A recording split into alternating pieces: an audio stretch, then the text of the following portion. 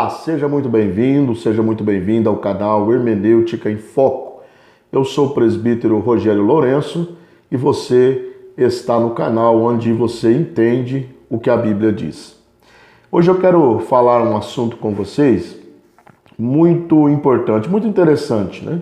Muito, no mínimo, curioso. Está na carta, lá na carta de Tiago, no capítulo 5, no versículo 14 e 15. Vamos ler o texto primeiramente, para nós termos uma visão geral aqui do assunto. Versículo 14. Está alguém entre vós enfermo? Chame os presbíteros da igreja e orem sobre ele, ungindo-o com azeite em nome do Senhor. Versículo 15.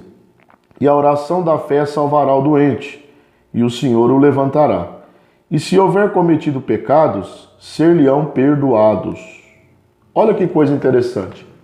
Tiago vai falar no finalzinho da sua carta sobre a unção para os enfermos. Essa unção, ela, junto com a oração da fé, ela era um equipamento, vamos dizer assim, para que o enfermo recebesse a cura, né? Nos nossos dias, hoje existem igrejas que não usam mais a unção, outros usam a unção somente quando a pessoa está no fim da vida, e outras igrejas usam a unção cotidianamente, né? Sempre que alguém está enfermo, né? Chama algum presbítero da igreja, hoje até o pastor da igreja, e unge esta pessoa simbolicamente para que a oração da fé possa salvar ou vir a curar esta pessoa. Lembrando que a unção em si, o óleo em si, ele não tem poder nenhum de cura. A Bíblia ela é muito clara, né? Se alguém está doente, chame os presbíteros. Vai ungir com óleo e vai orar. E o versículo 15 deixa bem claro que quem salva, quem cura, né, o meio de cura é a oração da fé e não a unção. Porém, a unção talvez sirva como um incentivo à fé da pessoa. Porém, não tem poder nenhum. Quem tem poder ou que tem poder para curar o enfermo é a oração da fé. Bom, mas na verdade o caso não é nem esse, porque a oração da fé salva o doente mesmo. O curioso é que o final do versículo 15 diz assim: e se houver cometido pecados, ser-lhe-ão perdoados. Aí eu fiquei em dúvida quando eu estava lendo esse texto, já li várias vezes, mas às vezes a gente não coloca muito sentido, né? A gente faz uma leitura rápida, mas quando eu estava lendo mais minuciosamente, estudando a carta de Tiago, e eu deparei com esse versículo, né, aparentemente dizendo que a unção, né, tem poder para perdoar pecados. E aí surgiu a pergunta na minha mente: a unção tem poder para perdoar pecados? Será que uma pessoa que for ungida tem poder para perdoar pecados? Na minha opinião, logicamente que não. Quem perdoa pecados é Deus, né, através da redenção do sangue de Cristo derramado na cruz do Calvário. Então, por que Tiago usou essa expressão? E se houver cometido pecados? Bom, a primeira coisa que nós devemos nos atentar é que Tiago era um judeu nato, né? Mesmo crente em Jesus, mas não deixou de ser um judeu. E o judeu tinha uma tradição, ou uma superstição, não sei a que palavra usar, que sempre que alguém estava enfermo, essa pessoa estava em pecado. Eles tinham esse pensamento. Nós podemos ver isso naquela passagem daquele cego de nascença, quando os discípulos chegam para Jesus e dizem assim: Senhor, quem pecou para que ele nascesse assim? Ele pecou, os seus pais, ou quem que pecou para que ele ficasse assim? Quem que errou para que ele viesse a ser cego? Jesus fala, nem os seus pais, nem ninguém, nem ele, nem os seus pais, nem ninguém pecou. Ele está cego para que se manifeste nele a glória de Deus.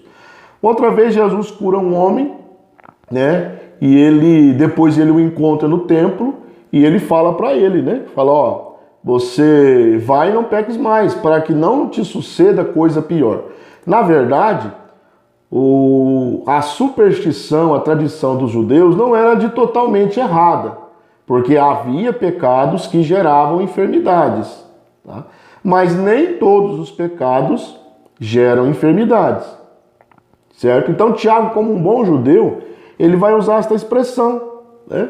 Porque ele também relacionou, né, mesmo que ele não afirmou que toda doença é fruto do pecado, ele mesmo diz se, né? Ele usa a partícula se houver cometido pecados. Mesmo que ele não afirmou que todo pecado, toda doença vem do pecado, de um pecado específico, ele também não descartou a oportunidade, ele não descartou a hipótese de que alguns pecados vêm pelas enfermidades. Então é onde ele diz, né, se houver cometido pecados, seriam perdoados, levando em consideração que aquela pessoa que vai buscar a oração, no contexto de Tiago, se você ler o capítulo 1 de Tiago, ele escreve às 12 tribos dispersas, né, aos judeus cristãos.